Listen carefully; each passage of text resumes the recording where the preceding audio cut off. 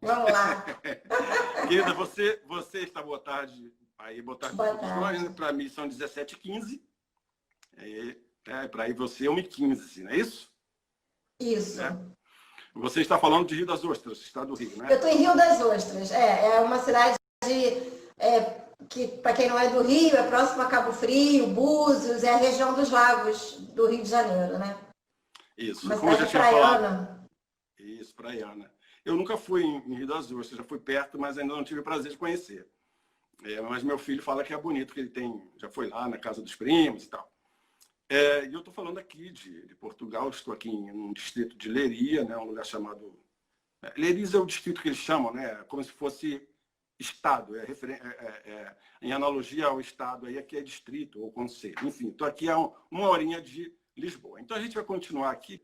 Sueli Azevedo, como eu falei, ela é psicóloga e é filha de um personagem muito marcante na história da música cristã evangélica no Brasil, que foi o Josias Menezes, e ainda o é pela história que permanece aí a gente contando. E você cresceu, Sueli, assim, nessa ambiência, né, cristã evangélica, com um pai que tinha assim, muita atuação, uma atuação bem ativa, como eu falei, pioneira até, né, na história da música gospel brasileira via rádio, mas você profissionalmente escolheu a psicologia, né? Como foi assim esse desejo, digamos assim, acadêmico de você? Foi a primeira opção que você pensou em termos vocacionais? Ou tinha outra coisa, você desistiu e pulou para a psicologia? Conta para gente. Não. Eu costumo dizer que eu sou psicóloga desde a minha adolescência. Eu escolhi a psicologia, eu devia ter meus 12, 13 anos, quando uma prima trouxe até a nossa casa, ela morava com a gente, e ela trouxe um livro chamado Corpo Fala. E ali eu comecei a me encantar pela psicologia e eu já escolhi que eu queria ser psicóloga. Mas o meu pai, ele dizia que o psicólogo não ia ficar bom da mente, não ia ficar são da mente. Ia dar todo psicólogo com um probleminha, meio desorientado. E para meu azar, tinha uma pessoa do nosso círculo de amizade que era psicólogo e era meio... Não era assim muito orientado. E aí ele ficava, olha, fulano, como é que é? E é psicólogo e tal. E eu ficava com aquela dúvida, porque eu queria muito ser psicóloga. Eu não me imaginava em outra profissão, mas ao mesmo tempo eu não queria ficar doida, né? Então eu ficava naquela situação assim de horror, mas acabei me formando um pouco tarde, que eu me casei muito cedo, com 17 anos, e eu fui me formar, eu já tinha meus 35, eu nunca abandonei meu sonho, né? E é até um incentivo que eu sempre faço para as pessoas, a gente nunca deve abandonar nossos sonhos, eles não têm prazo para serem concluídos, mas um dia serão. E aí eu não abandonei meu sonho, e aos 35 anos eu me formei em psicologia, e eu fui um grande orgulho para o meu pai, ele sempre foi um grande incentivador da minha carreira, e sempre era meu fã, sempre falava, minha filha é psicóloga. Acho que depois que ele viu que eu não fiquei doidinha, quer dizer, eu acho, né, que não. Deixa eu falar agora. Essa risada foi meio estranha, eu acho que ficou meio doidinha, mas tudo bem. Brincando aqui. Mas olha só, então ainda falando aí no trabalho do teu pai, do Josias Menezes, né, para a gente fechar esse tema, a gente lembra, os mais antigos, os mais jurássicos nos quais eu me incluo, a gente lembra que no programa que teu pai fazia na rádio, que era o Peça Seu Preferido, o famoso programa, tinha um momento que ele felicitava os aniversariantes do dia ou do mês. Então, quando ele vinha esse quadro, entrava uma vozinha de uma menina cantando parabéns a você! Começava a rir, igual você riu agora há pouco aí, entendeu? Porque isso aí te trouxe algum problema? Você lembrar disso aí? Assim, pergunta, né? Só para... Foi uma situação muito engraçada, porque até as nossas crianças hoje não têm muita noção do que era um gravador de voz dentro da casa nos anos 60. Então, eu sou de 63, isso deve ter sido por volta de 68, 65, 69, eu devia de ter meus 5, 6 anos. E o meu pai chega em casa, então, com um gravador de fita cassete, né? Quem sabe o que é isso é grupo de risco, tá? É grupo de risco para ficar em casa na pandemia. Então era um gravador comprido, preto, com uma fita cassete. Eu pedi para ele estava saindo já de casa pro programa, e eu falei, pai, deixa eu gravar uma coisa aí. O que você quer gravar, menina? Ah, qualquer coisa. E aí ele botou para gravar e eu, vou cantar parabéns para você. E eu comecei a cantar o parabéns para você, e no meio eu dei uma gargalhada, a gargalhada deu volta. E Mauro está dizendo aqui que na hora que ele editar a fita, ele vai botar a gargalhada Boa, boa, boa. original. Parabéns pra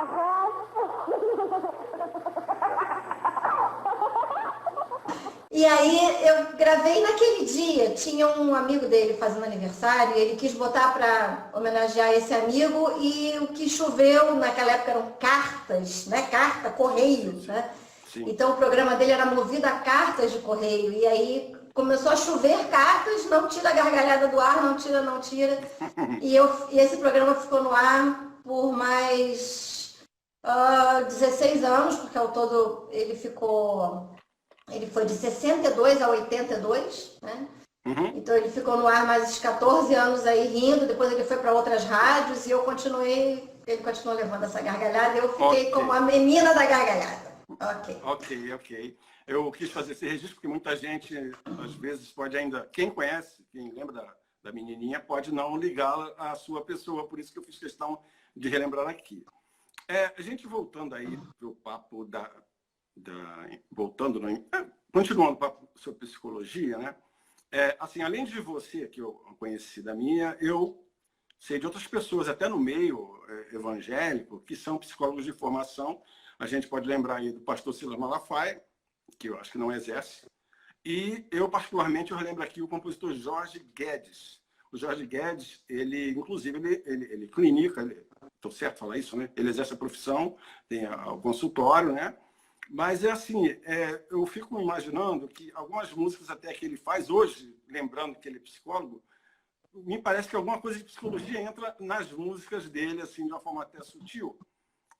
Por exemplo, ele tem uma música que canta assim, no meu interior tem um desejo ardente de louvar, sempre coisas de dentro assim para fora. Tem outra música dele que é bem conhecida, que é a Basta Querer, né? Que é meu pensamento vive em você, a luz do meu viver, Senhor, basta entrar e eu me abrir para te amar. Parece uma consulta num gabinete psicológico, né? Me lembra um pouco assim, mas foi só para o registro. Então a gente vai continuando. Eu queria lembrar daquele episódio da psicóloga Marisa Lobo, lá do Paraná, que isso se espalhou muito pela mídia, né? A questão da cassação da licença dela de psicóloga pelo Conselho Regional de Psicologia do Paraná. Cassaram, né, o registro dela, alegando que ela utilizava a psicologia cristã com seus clientes. Depois ela recorreu e a Justiça Federal Brasileira anulou essa cassação, né, entendendo que não fazia sentido, alguns até alegando que seria uma perseguição religiosa, alguns disseram isso, mas essa decisão foi tomada, assim, eu até achei interessante. O que você acompanhou isso? Você lembra do episódio, alguma coisa? Lembro do episódio, sim. O que você achou do que aconteceu, dessa questão? Olha, é uma colega de profissão, então eu devo a ela o meu respeito e consideração. Me parece que teve alguma mistura entre religião e psicologia. Da minha parte, eu posso falar por mim, né? Uhum. Eu sou psicóloga, eu professo a fé cristã, mas dentro do meu set terapêutico, a minha religião não tem a menor importância, sob o ponto de vista do tratamento para o paciente, tá? Então, às vezes, alguns me procuram por esse viés. Eu vim até você porque eu sei que você é cristã e eu queria um psicólogo cristão. Ok, eu não agradeço, mas também não digo que não pode ser. E o trabalho segue sem que a religião seja um fator de interferência no processo terapêutico, tá? E também não faço a propaganda se você é cristão, procura um psicólogo cristão. Eu acho que essa questão da transferência que Freud falava pra gente, vai além disso, né? Como um médico. Quando você procura um médico, você quer saber se ele é evangélico, se ele é umbandista, se ele é católico. você procura pela competência médica dele, a competência profissional dele. E com a psicologia não foge muito disso, né? Então, no meu trabalho, no trabalho que eu desenvolvo com o meu paciente, a minha religião não entra em questão. Do tipo, vou fazer uma oração por você. Não, não cabe isso, tá? Se um paciente vem me falar, não, porque eu queria saber se à luz da Bíblia, isso, eu oriento que procure um pastor, que procure um religioso, né? Que vai saber responder melhor do que eu, porque ainda que eu saiba a resposta, não é o tema da terapia. Não é um enfoque da terapia. Entendi. A questão das searas, né? As searas não se misturam. Sim. Eu entendi perfeitamente. E concordo até com o que você está falando. Porque é o que você ressaltou. Imagina, a pessoa que é espírita, ele só vai querer se consultar no psicólogo que for da linha espírita dele, assim, o evangélico, realmente isso acontece, né? Agora, o psicólogo, dentro da ética profissional, ele vai abordar a questão da forma como você citou aí. A gente vai falar de alguns episódios, de alguns personagens e tal, que a gente vê alguma questão, alguns psicólogos, até palestrantes, às vezes utilizam isso como exemplo nas suas palestras, né, para mostrar que dentro daquele personagem, de um ou de outro, vai um quê de necessidade de um tratamento psicológico, de uma terapia, algo assim do tipo. E eu quis lembrar aqui até uma coisa engraçada, que era aquele comercial do refrigerante Suquita, que eu acho, nem sei se tem, mas que era da Brahma, e tinha lá... Quem lembra desse comercial também é grupo de risco. Isso aí. Mas se for no YouTube, tá lá, uma pessoa de 10 anos pode assistir e não é grupo de risco, tudo bem. Mas aí o tio Suquita, como ficou muito tiozão, né, ficou conhecido, só relembrando aqui o comercial, teve mais de um, ele entrava no elevador com um pacote de compras, com um casacão por cima do ombro, tipo um garotão, né? E tinha uma moça bonita dentro do elevador e ele queria jogar seus galanteios para a moça ali e tal. Aí ele olhando, querendo puxar papo, ela só respondeu assim: tio, aperta o número tal, andar tal. Aí ele achou que ela já estava dando uma condição de assunto para ele conversar. Valeu, tio. Abriu a porta, ela saiu fora e ele ficou ali no ar. Assim, essas pessoas, não só homens, tem mulheres também, eu sei que tem isso no mundo, né?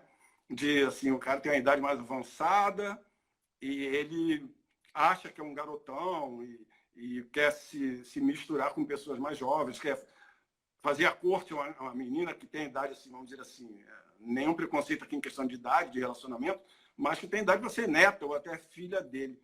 Esse comportamento, assim, também marca alguma coisa. Por exemplo, pessoas desse tipo, às vezes, vão procurar um psicólogo, não porque ele é desse jeito, mas porque ele não consegue arrumar ninguém.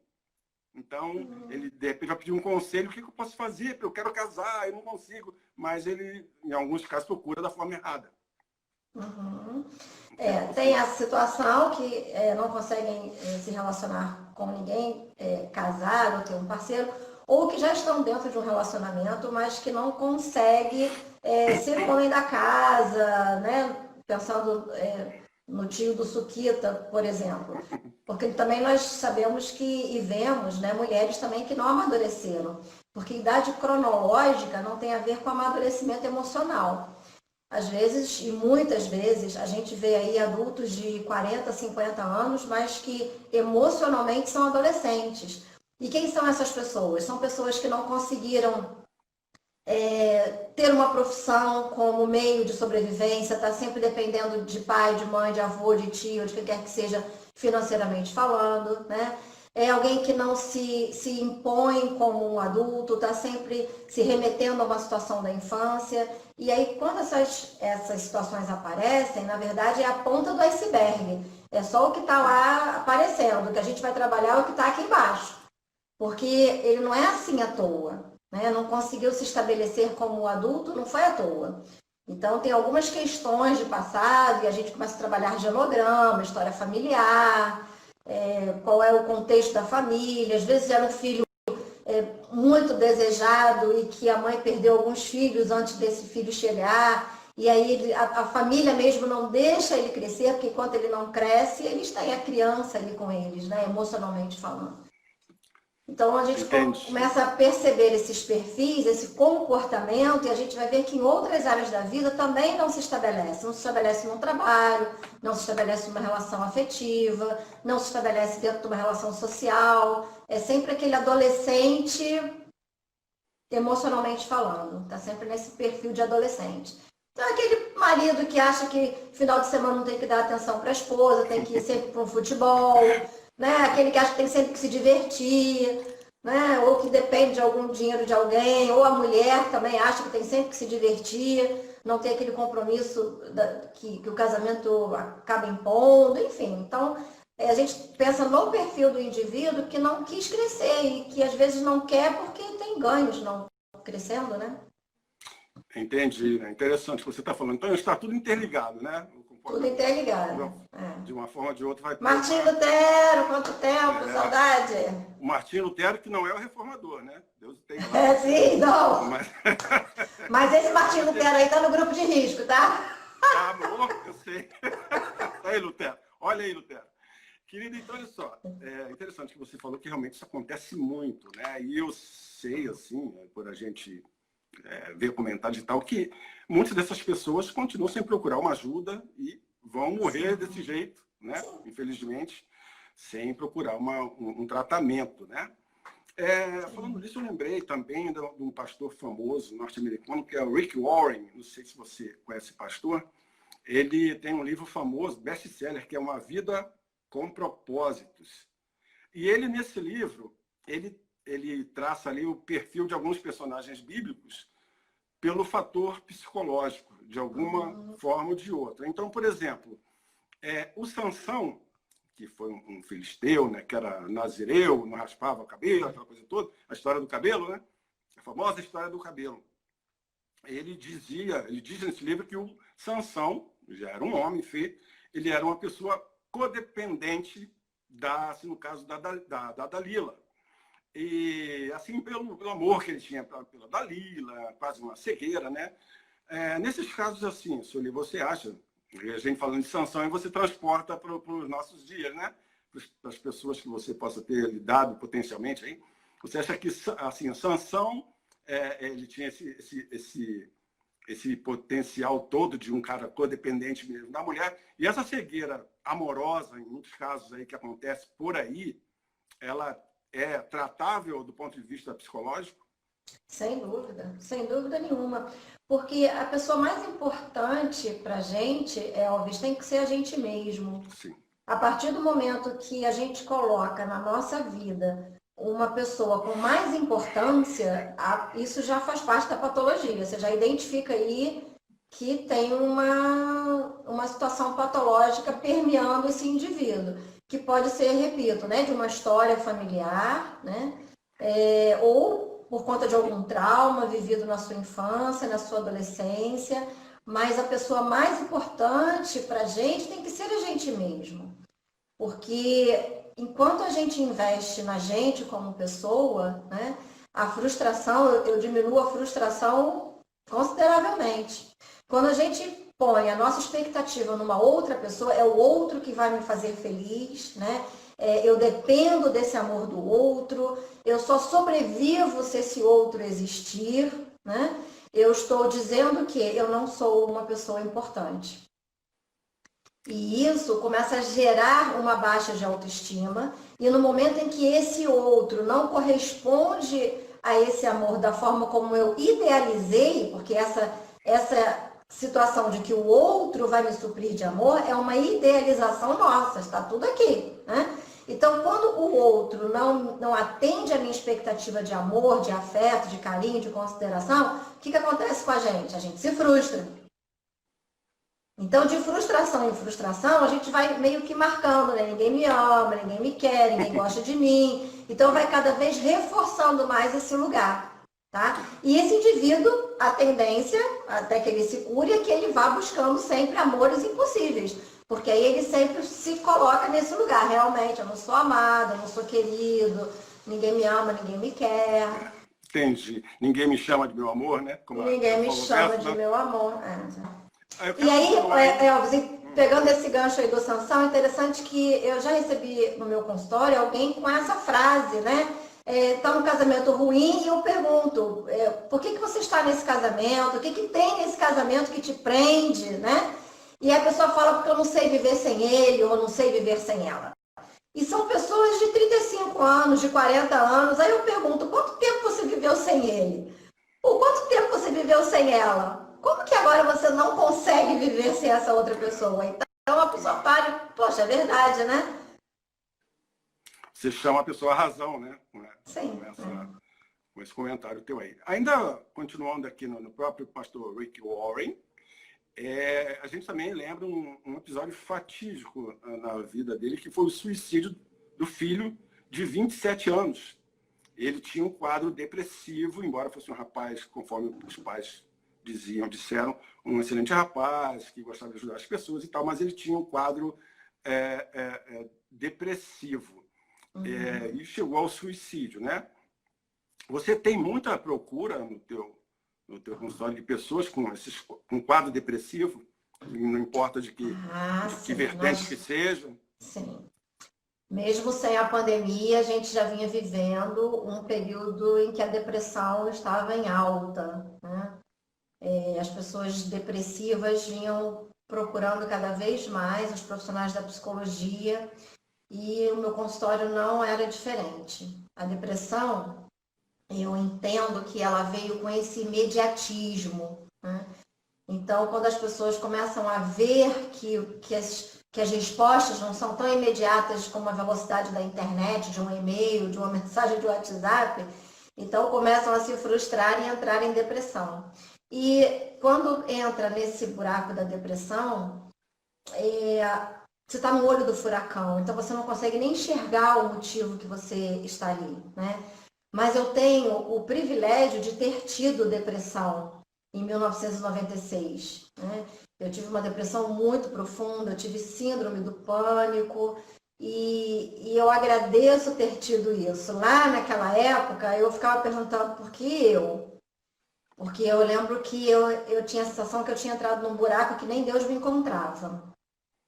Mas agora eu acho maravilhoso ter passado por essa experiência, porque hoje quando alguém chega à minha frente, um paciente, e diz para mim, doutora, eu vou sair disso, depressão tem cura?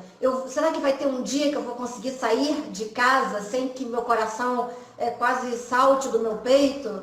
E aí eu posso dizer sim, vai, porque eu estava aí um dia sentada na sua cadeira e agora eu estou do lado de cá. Então isso dá muito conforto para o outro saber que, poxa, alguém que está me tratando sabe exatamente o que eu estou sentindo, né?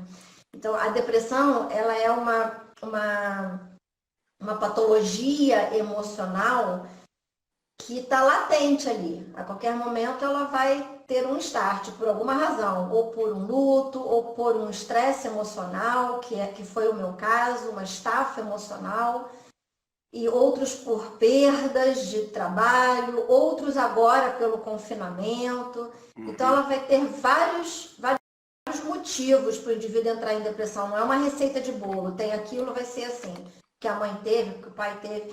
E a tendência, Elvis, dos que estão em volta, que não entendem isso, é achar que é frescura, que é bobagem, que, nada a ver.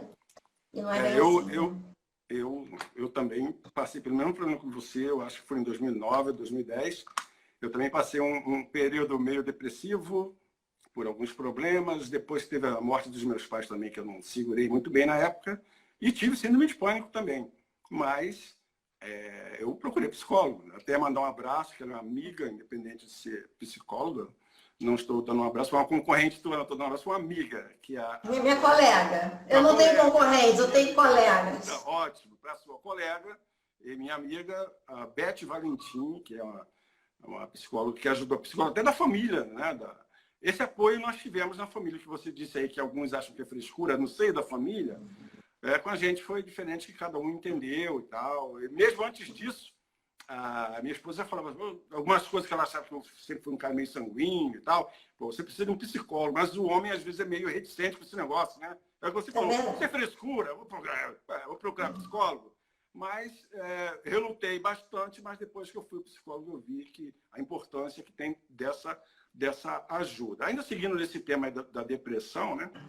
Que como foi o caso do filho do Rick Warren, algumas pessoas têm essa tendência, não sei se a palavra é tendência, a palavra certa, ao suicídio, quem tem o quadro depressivo, porque na minha leiguice, eu entendo que o deprimido, quem sofre de depressão, quando está muito assim, aflora, assim, não tem compreensão do que ele está fazendo, assim, muitas vezes. O desespero, quando beira o desespero, né?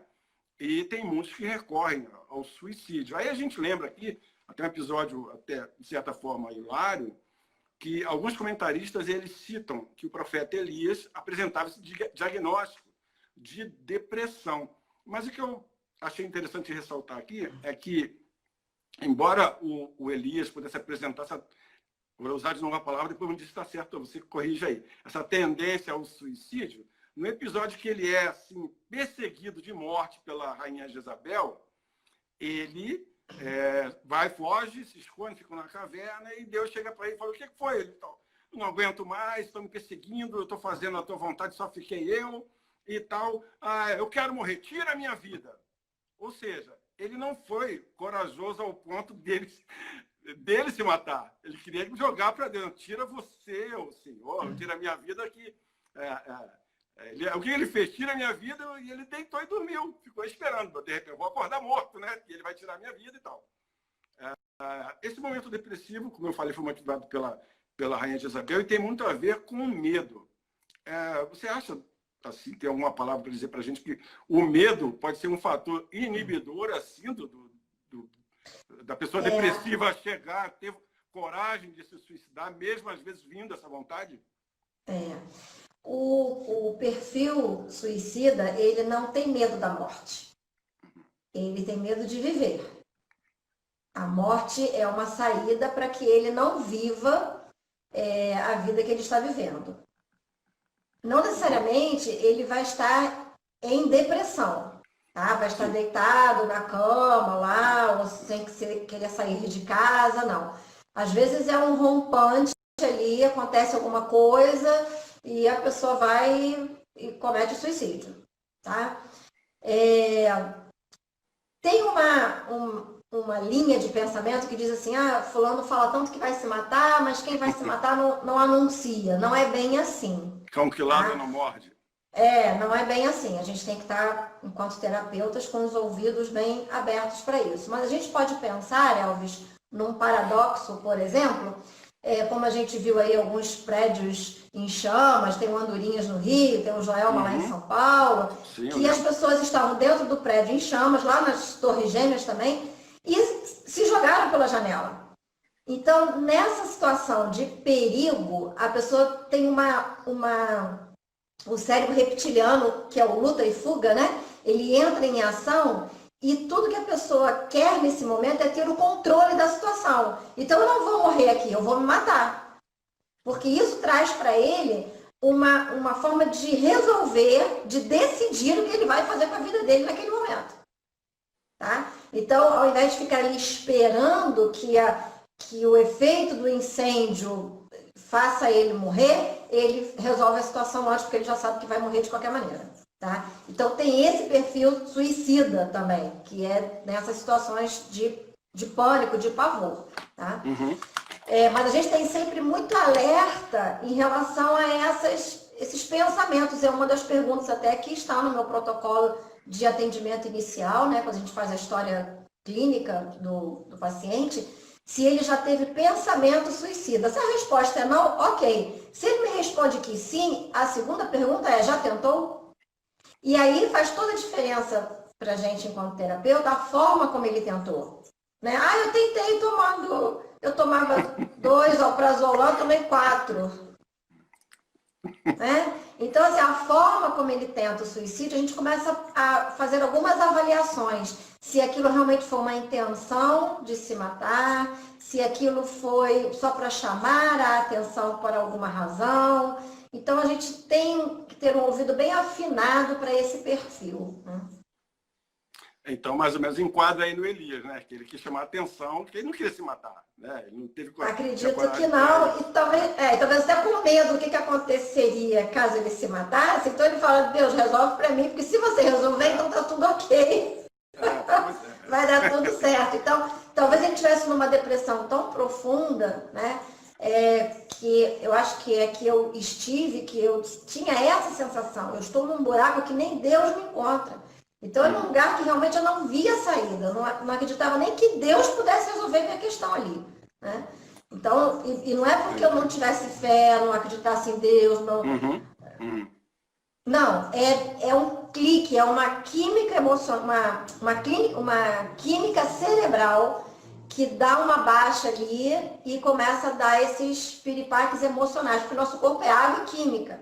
Nós temos química funcionando no nosso cérebro o tempo inteiro.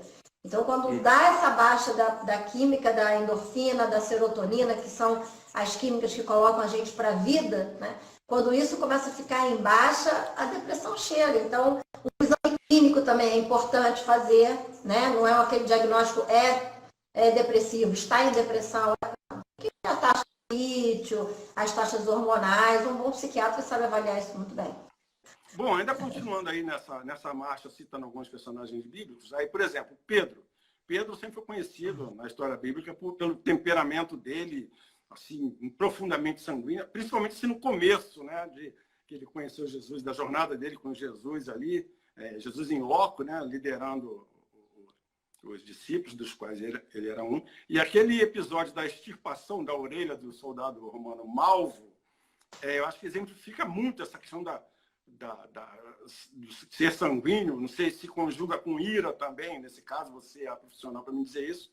Mas assim, eu te pergunto, a pessoa sanguínea, ela tem mais dificuldade de procurar um psicólogo? Você encaixa nesse perfil do homem que, não, eu não preciso disso e tal. Sanguíneo pode ser homem ou mulher, qualquer pessoa, um ser humano, né? Mas essa pessoa, você acha, de repente, tem mais dificuldade de procurar, por ser tão tempestivo, assim, de procurar um psicólogo para esse problema dele? Geralmente, Elvis, salvo raríssimas exceções, a pessoa procura terapia, o terapeuta está no final da linha, né? Ele já tentou livro de autoajuda, já tentou conversar com o pastor, já tentou se aconselhar com um amigo mais velho, já falou com o parente, ele vai fazendo umas linhas tortuosas, assim, até que vou para terapia porque nada deu jeito para mim, né? Então, nós estamos numa ponta de linha. Quando ele chega lá na terapia, é porque tudo que ele já tentou não deu certo. E quando o indivíduo tem esse perfil sanguíneo, mais impulsivo, né? Bateu, levou, pensou, falou. Quando isso começa a atrapalhar a condução da vida, aí ele procura terapia. Tá? Que já tentou tudo, não deu certo, procura terapia. Ou é porque briga demais, o casamento está por um fio e o cônjuge fala, ou você faz terapia ou a gente acaba aqui. Ou porque é a mãe que diz, não, vai para terapia porque não tem jeito. E às vezes chegam lá com esse discurso. Eu vim porque o meu cônjuge falou que se eu não viesse o casamento estava acabado. E aí eu pergunto, quantos por cento de você está aqui? Pois Né? Agora, tem uns que chegam e falam, não, eu estou aqui porque realmente eu preciso. Eu cheguei à conclusão de que eu preciso de terapia. Esse é maravilhoso, porque ele já chega com 50% da questão resolvida, que é o querer dele mudar. Agora, quando vem, às vezes, sob uma ameaça, porque alguém indicou, alguém falou que precisa, então eu sempre pergunto, quantos por cento seu está aqui? Porque aí esse percentual dele presente na terapia, engajado no processo terapêutico, é que vai fazer o sucesso ou o fracasso do tratamento dele, né? Entendi. Interessante o que você está falando, porque realmente se ele for só por essa alegação de que mandaram e tal, for sem vontade, a coisa já complica, o tratamento até complica bastante, né? Enfim. Agora, um outro personagem que eu lembro aqui é o Moisés, né? Que conduziu o povo pelo deserto, aquele pessoal mala lá que reclamava toda hora. E alguns historiadores, que quando Moisés fala que ele era pesado de palavras, é porque ele era disfêmico, ou seja, era gago. Eu quero saber com você, o gago, a gagueira, além de ser uma questão que pode ser tratada num fonoaudiólogo, né? Eu sei que tem fonoaudiólogo que trata de pessoas gagas, pode ter um componente psicológico que, além do fonoaudiólogo, ele teria que procurar um psicólogo também, por causa da gagueira? Pode ter um componente psicológico e pode ter um componente neurológico também, tá? Às vezes alguma falta de oxigenação no cérebro na hora do parto, pode lá na frente desenvolver uma gagueira. Pode ser um fator psicológico também, como que essa gagueira lá no início foi tratada, né? Foi pontuada, então ela cada vez vai ficando mais acentuada, né? Então pode ter várias situações. A gente pode tratar à luz da psicologia, à luz da neurologia e com o apoio da fonoaudiologia, sim. Entendi. Ainda sobre um personagem, a gente falou do tio Suquita, que é o tiozão, o cara que tem uma idade maior, mas, assim, exemplificando, a gente lembra também, que foi até um pouco falado um tempo atrás aí, que fizeram uma comparação, não sei se deselegante ou não, acho que sim, será, até com o presidente da República. Eu estou falando do Johnny Bravo, que é um desenho animado, que é um rapaz, né, deve ter uns, vamos pensar aqui, 27, 30 anos, talvez menos, que ele é todo saradão, cabelo louro, cabelo penteado para trás, todo bonitão assim, e ele tem dificuldade no relacionamento, porque ele não consegue travar uma conversa, um diálogo, ele vai muito pela aparência física, né? Ele é macho, saradão, ele acha que aquilo ali já resolve todas as questões, e ele tem também um probleminha, que às vezes esses desenhos animados, os personagens mostram muita coisa pra gente, né? Por exemplo, ele só usa roupa preta. Ele chega, ele abre o armário, toma banho, se arruma, está na hora de sair, ele abre lá o closet dele, só tem roupa preta. De que hoje? Preto hoje. Ainda fala assim, preto hoje, só tem roupa preta. Assim, esses jovens, Cristina, também procura no teu consultório, você já ouviu falar de casos, assim, dessa dificuldade também de relacionamento, até amoroso, e chegar às vias de procurar um consultório. Às vezes, né, Elvis, até esse estereótipo, né, do cara galanteador, né, do que precisa ali mostrar que é o cara, por trás pode estar uma baixa de autoestima importante. Ele precisa desse estereótipo de mostrar, de aparecer, porque no fundo ele é uma pessoa insegura de ser visto, de ser aceito, de gostarem dele, fica passeando aí nessas suposições, então ele se apresenta como uma pessoa, né, assim, então precisa às vezes ter um carrão, às vezes ter roupas de marca e mostrar que usa aquilo, mostrar que é intelectual demais. Por trás pode estar uma baixa de autoestima importante, porque ele precisa transparecer todas essas coisas muito glamourosas, né, para ser aceito. E para quê? Né? Quando a gente vê uma coisa assim muito estereotipada, muito exagerada, a gente pode parar um pouco e pensar, tem alguma coisa aí. Tá certo. E aí a gente pensa lá na família, vamos lá de novo na família desse indivíduo. Né? Como é que isso era apresentado, como é que foi estabelecida essa autoestima dele, como foi trabalhada essa autoestima dele, né? E aí, Elvis, quando eu faço o genograma, a gente levanta até frases que a mãe falava, que o pai falava, e aí a gente começa a ver frases muito pesadas, né? Foi você que quebrou, tinha que ser você mesmo, você tem uma mão furada, tudo que você segura cai, né? Você nem sei o que você vai ser da vida. Então essas coisas começam a ficar muito marcadas e começam a gerar uma baixa de autoestima importante no indivíduo, né? E aí quando chega lá na fase adulta, essas coisas começam a transparecer. Isso me faz lembrar bastante episódios do Criminal Minds, né? Tinha muito, sim, você conhece. Sim. Eu via muito, tem muita coisa já beirando a psicopatia também, né? Sim, aí a gente já entra numa outra... Eu quero falar com você, eu quero citar outro rei, um caso aqui também que eu acho emblemático também do personagem bíblico, que era o rei Acabe de Israel, que era um rei que foi um dos reis que fizeram mais mal aos olhos de Deus, o comportamento dele enquanto regente, e ele era casado com a fenícia Jezabel, que a gente já citou aqui. E em determinado momento, ele como rei de Israel, ele queria comprar um terreno de um vizinho dele, chamado Nabote, que ele tinha uma vinha, né, uma plantação de uvas, né, uma videira, né? E o rei Acabe queria comprar, ofereceu um valor, mas o Nabote recusou vender para o rei de Israel. Falou assim, não posso vender porque isso é fruto de herança, tem aquela coisa do valor estimativo, né? E eu não vou vender, não posso, me sinto muito, ó, Vossa Alteza, mas eu não posso vender. Qual foi a reação do rei, de um rei que era mau, que era cruel, quando se esperava uma reação dentro desses valores negativos, vamos dizer assim, dele? O que ele fez? Ele foi para casa muito abatido, indignado com a recusa do Nabote, e o que ele fez? Não quis mais comer, começou a fazer greve de fome, e deitou-se na cama, virou o rosto para a parede e ficou ali desse jeito. Até que a mulher veio falar alguma coisa e tal. Esse comportamento de um rei, assim, um cara já de idade, deve remontar também alguma coisa do passado, como você estava citando agora há pouco aí, porque ele, com a autoridade que ele tinha, não digo que ele tivesse fazer o mal, né? Mas, mesmo o outro negando, não era o comportamento esperado de um adulto. Chegar para casa, fazer birrinha e tal, então não vou comer e vou deitar, virou para a parede para não olhar para a cara de ninguém. O que você me diz disso aí? Pois é, com todo respeito ao rei, né?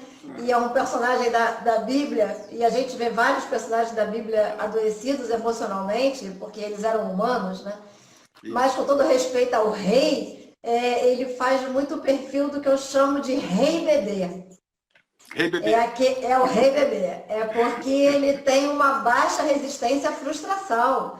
O rei bebê, ele não pode ser frustrado. Toda vez que acontece alguma coisa que sai do controle dele, da expectativa dele, aí ele faz a birrinha. E a birrinha de várias formas, né? A birrinha é a mulher faz uma comida e ele diz, não vou comer. Ou então o marido chama para sair, ela diz também não vou sair, porque rei bebê tem rainha bebê também, né?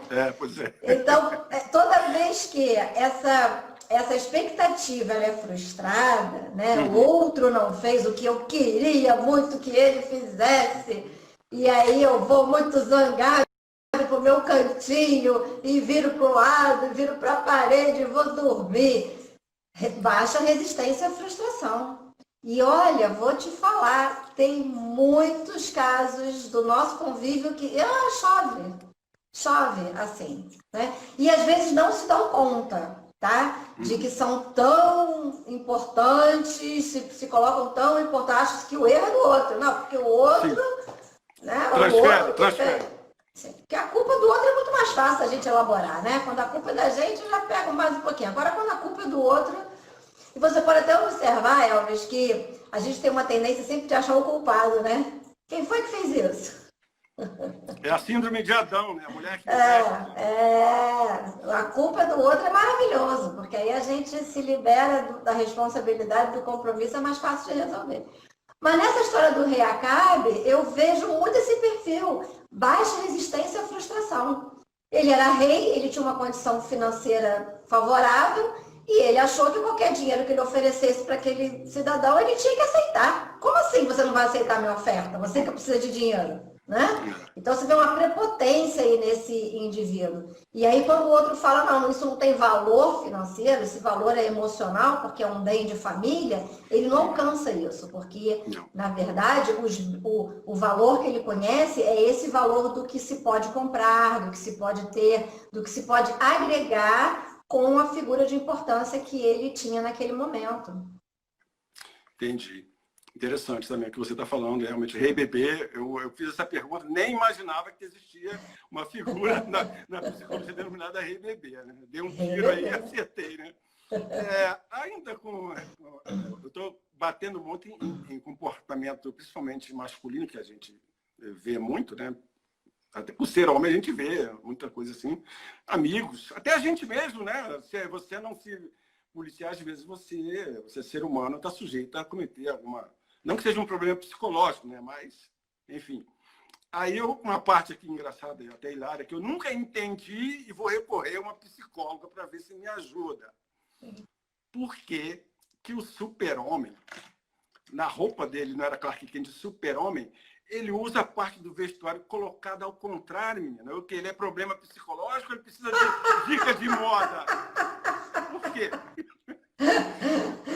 Bom, a gente pode pensar que por baixo poderia ter o vestuário íntimo dele já vestido lá, não sei, e aquilo ali foi só para causar, né? No vocabulário bem jovial aí. Sim. da atualidade, queria só causar e chamar a atenção ali, colocar. Ele era o super-homem, né? O super-homem não é um homem qualquer, vamos pensar. Ele é o cara. Mas já chamava atenção para o S enorme e tal. Você botar uma roupa daquele jeito, eu nunca entendi isso. Mas, enfim, eu quero perguntar a você, eu citar um versículo aqui, Sueli, e eu vi também um pouquinho de psicologia nesse versículo, até uma aplicação possível. O versículo está lá em Tiago 5,16, que diz assim: confessai as vossas culpas uns aos outros. Aí já vem, orai uns pelos outros para que sareis. Eu me prendo até mais achei interessante essa primeira parte, confessai as vossas culpas uns aos outros. Isso tem a ver com o trabalho de psicologia, ela tem, basicamente, assim, vamos dizer, o indivíduo que procura o psicólogo, ele vai confessar, né, os problemas dele para poder chegar a uma resolução da sua parte, da sua patologia, vamos dizer assim, né? Em alguns casos. Você não achou interessante essa parte desse versículo? Porque quando a gente fala das coisas que estão incomodando, né, tem um certo alívio nisso. É como se a gente dividisse com alguém um fardo que está muito pesado, né? Quando a gente vai para um set terapêutico, a coisa avança um pouquinho mais. Não fica só no, eu falei, agora eu estou me sentindo até aliviado por ter falado isso, né? Mas naquela fala, ele está mostrando a condução da vida dele, como que ele está agindo de uma forma e não da outra, por que ele está fazendo isso e quais os transtornos que têm surgido na vida desse indivíduo por conta dessa atitude ou dessa forma de viver que ele está tendo. Então, vai um pouco mais além. A escuta terapêutica, ela não para só no que seria uma confissão, no que seria deixa eu falar um pouco sobre o que está aqui me incomodando, eu quero dividir com você. Mas o que tem nas entrelinhas dessa confissão, dessa fala, desse estou dividindo com você o meu fardo, né? Então, nós temos uma escuta porque existe, Elvis, uma ideia muito errada que é assim, gente, eu não preciso pagar ninguém para me escutar. Eu já ouvi isso. Não preciso pagar ninguém para me ouvir. Só que o terapeuta não é um bate-papo de colega, não é um amigo ou uma amiga que está ali só, já acabou de falar, ouvi tudo, ok, tchau. Não. Né? A gente tem uma devolutiva, não é só um desabafo. E aí a gente tem aquela pontuação. Né? E se pensarmos dessa forma, né? Você falando disso, como é isso para você? Tem pessoas que chegam no consultório e falam assim, eu estou depressivo. Ok. Depressão para mim é uma coisa. O que é depressão para aquele indivíduo que está à minha frente dizendo que está depressivo? Muito genérico. Muito genérico. Porque eu estou desanimado, porque o meu trabalho, porque não sei o quê, porque o meu chefe. Então, ele pode estar num estado de tristeza, de insatisfação pessoal, que para chegar na depressão falta bastante caminho. Então, esse desabafo, esse confessar, ele vai um pouco mais além quando a gente está falando de um set terapêutico. Né? E quando a gente pensa nisso aí, confessar uns aos outros, né? A gente tem que ter também, se for alguém colega, tem que ter muito cuidado em saber com quem você vai falar isso também. Sim. Porque às vezes a gente vê muita fofoca do tipo assim, poxa, precisamos orar por fulano porque ele está passando pela situação assim. Entendeu? Contou para um espalha, né? Eu lembro uma vez, eu escutei uma fala do falecido Tancredo Neves, que alguém chegou perto dele e falou assim, eu vou te contar um segredo, mas você não pode contar para ninguém. E ele vira para essa pessoa e fala assim, então você não me conte, porque se o segredo é seu e você não está conseguindo guardar, não confie que eu vou conseguir. Não faz nenhum sentido, né? Porque a gente tem sempre um melhor amigo e vai contar sempre para esse melhor amigo, e aí? Deixa eu ler aqui, eu tenho minha última pergunta, eu não sei, parece que o tempo vai dar. Minha última pergunta é a seguinte, eu estava começando logo no começo, aí no início, quando você não tinha entrado, que eu vi uma reportagem de Minas Gerais, em Contagem, que uma paciente de 57 anos, ela, ao saber que ela estava contaminada pelo vírus da Covid-19, em desespero, ela fugiu da unidade hospitalar E a guarda municipal, lá de Contagem, alcançou ela um lugar mais distante ali, sentada na calçada e tentando atear fogo ao próprio corpo. Eu queria que você dissesse, para a gente fechar, para essas pessoas que, não só pessoas que tenham pego a Covid-19, tenham sido infectadas, mas as pessoas que estão sãs ainda em casa, estão em casa sãs, né? E com medo, às vezes, de sair, até dentro de casa. Está havendo muitos casos de ser contaminado dentro de casa, né? Por um motivo ou outro e tal. Eu queria que você deixasse uma palavra para essas pessoas que estão em casa, que estão meio temerosas, estão assustadas. A mídia, às vezes, extrapola muito no que eles estão divulgando, né? A gente tem acompanhado alguns problemas, principalmente no Rio de Janeiro e em São Paulo, por exemplo, e tem muita gente em casa assustada com isso. Eu queria que você tecesse um comentário. O primeiro conselho que eu dou é que assistam um pouco os jornais. Sim. De início, eu via todos. Acordava de manhã assistindo, na hora do almoço assistindo, de tarde tinha aquela coletiva lá, na época era o ministro Mandetta, e à noite o jornal. E no final da primeira semana, eu fiz uma avaliação e pensei comigo, isso não vai dar certo. Uhum. Então, eu estava tentando me organizar, entender o que estava acontecendo e qual era a perspectiva que eu tinha de futuro em relação a isso. Então, eu tenho um espaço atrás da minha casa e eu organizei esse lugar aqui, não é o meu consultório, né? Meu consultório é próximo aqui, mas é um espaço que eu me organizei aqui. Mauro me ajudou a colocar, trouxe os meus livros, botei aqui nessa estante, enfim, para poder atender meus pacientes. Então, quando eu vou atender, eu saio de casa, né? Eu visto uma roupa de sair de casa, passo uma maquiagem e venho atender nesse espaço aqui. Eu tenho total privacidade, enfim. Então, a gente precisa criar rotinas novas para esse tempo que a gente está vivendo. Nós vínhamos todos numa rotina. Acordar de manhã, vamos pensar nas mulheres, né? Acordava de manhã, botava o filho para a escola, ou então tinha que já preparar o almoço porque tinha que botar o filho para a escola meio-dia. Então levava, buscava e depois um dever de casa, ou um trabalho que ia realizar, ou uma academia, ou enfim. Nós tínhamos as nossas atividades, faculdade, curso. De um dia para o outro, alguém chegou e falou assim, você não pode mais fazer nada disso. Isso. Então, imagina que você vem num carro em alta velocidade e alguém fala para você assim do lado, para, você mete o pé no freio, o carro vai chiar. Bruscamente. O pneu vai chiar no asfalto. Então, é a mesma coisa que aconteceu com a gente agora. O nosso cérebro chiou, começou a chiar. O que é isso que está acontecendo? E aí, como eu estava falando que a primeira semana eu não só assisti todos os jornais, como a primeira semana eu fiquei a semana inteira com a roupinha de casa. Então era um short, uma camiseta, um vestidinho, que eu poderia até atender um portão, mas não que eu ia para o meu consultório atender meu paciente, era uma roupa de casa. E aí eu comecei a perceber que eu tinha que começar a mudar essa logística. Foi quando eu montei esse consultório aqui, quando eu passei a acordar de manhã, então eu mantenho uma rotina, tá? Sábado e domingo é a minha rotina que eu tinha antes da pandemia. É um dia que a gente faz uma sessão pipoca aqui em casa, que era o dia que a gente ia para o cinema, ou é o dia que a gente ia para a praia, o dia que ia passear em algum lugar. Então esse dia a gente faz um cine pipoca, eu e Mauro, tá? É um dia que eu posso dormir até mais tarde, é um dia que eu posso dormir mais tarde também, mas de segunda a sexta eu mantenho uma rotina de horário de dormir, de horário de acordar, de atividade de trabalho.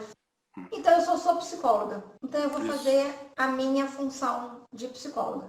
E para quem não tem uma profissão, quem era só dona de casa, mantém a rotina. O almoço vai ser sempre meio-dia, à tarde vai estudar com o filho, ou vai estudar com o filho de manhã, porque as aulas estão aí. Oriento as mães que coloquem a blusa de uniforme nos seus filhos na hora da atividade escolar, porque isso faz uma diferença. Sim. Normal, com pandemia, sem pandemia. Tem dia que a gente está em maior gás de fazer tudo, tem dia que, o dia hoje está pesado, mas a gente vai. Né? É o alto e o baixo que a nossa vida tem, normal. E na pandemia nós vamos ter isso também. Na pandemia, nós vamos ter dias muito bons e vamos ter dias que a gente vai estar muito desanimado. Mas o importante é que a gente pense que tudo tem um fim. Nada é para sempre. Nada, nada, nada é para sempre. Tudo um dia vai ter um fim. Então, um dia vai ter um fim. Vai ter uma vacina, vai ter erradicação do vírus, vai ter... Não sei. Como vai ser o fim, eu não sei. Mas também não estou pensando nisso. Eu estou vivendo só o dia de hoje. Porque é só no hoje que a gente tem a certeza. Eu não tenho a certeza de amanhã. Eu tenho a certeza do hoje. E só por hoje eu vou fazer isso. E eu tenho encontrado as pessoas. Eu moro a 5 quadras de uma praia deserta. E às vezes eu vou lá. Tá? Pego o carro e a gente vai lá. A minha rua quase não passa ninguém. Eu caminho todo dia, vou até o final da rua e volto. Dá 30 minutos de caminhada. Vai eu e Mauro. Vou de máscara. E quando eu tô com vontade, eu vou à praia tomar um sol lá de meio-dia para ter a vitamina D. E eu falo para as pessoas, isso vai acabar. Vamos pensar positivo. A gente tem que pensar que isso vai terminar. Isso. Vamos pensar positivo. Então, eu incentivo as pessoas por quem eu passo, que passam por mim, essa palavra de ânimo. Vai passar, vai passar. Vamos pensar positivo que isso vai passar. Daqui a pouco a gente está se abraçando. A minha filha às vezes passa aqui com o meu netinho no carro e eu, às vezes dá um nó aqui, mas eu, vovó te amo, meu lindo. Eu boto o coraçãozinho e falo, vovó te amo, isso vai passar, daqui a pouco a gente vai se abraçar. E tô sempre animada. Porque é isso que a gente precisa passar, essa animação. Se algum dia não estiver bem, que para mim também não são todos os dias que estão bons, não. Eu sou normal, eu sou psicóloga e sou gente. Né? Então tem dia que não está afim de ver ninguém, normal, gente. Tá? Mas o que a gente precisa sempre é pensar positivo. Procura trazer à memória aquilo que pode te dar esperança. E jornal não nos traz esperança. Jornal só vem de tragédia. Desde que o mundo é mundo. Tem jornal que se você espremer assim, sai até sangue. Então, não fique fixado no jornal. Você precisa saber o básico, o mínimo necessário. Então, assiste um de preferência de dia, não de noite. Tá? De preferência de dia. Assiste aquele até onde você consegue ver. Se sentiu que até aquele está incomodando, para de ver. Tá? Eu não assisto mais nenhum. E já avisei Mauro, eu falo, olha, um dia que tiver uma notícia assim, muito importante, que você acha que seja importante eu saber, você me conta. Mas esse negócio de ver essas cenas aí, não quero. Não quero. Para você ter um exemplo, Sueli, até aqui mesmo em Portugal, não dá para eu assistir o noticiário, porque as televisões aqui o regime é socialista, né? Mas um socialista, todo mundo gosta do capitalismo. Entendeu? É um socialismo disfarçado. Só para o sistema de governo e tal. O noticiário aqui, a mídia é toda... não tem uma palavra boa para a direção do Brasil, nem dos Estados Unidos. Então já vem aquilo já convertido dessa forma, né? Então não tem como assistir, não fala nada de bom e não fala que as pessoas vão melhorar. Agora sim que está voltando ao normal, o comércio e tal, sempre com a máscara, né? Mas o noticiário antes aqui era só mostrar aquela música horrível ao fundo e mostrando os hospitais e morreram não sei mais quantas e tal, coisa horrorosa de, imagino, as pessoas de idade, que aqui também em Portugal, a massa, ela sofre aqui, porque o salário é desse tamanhozinho e passa situação difícil.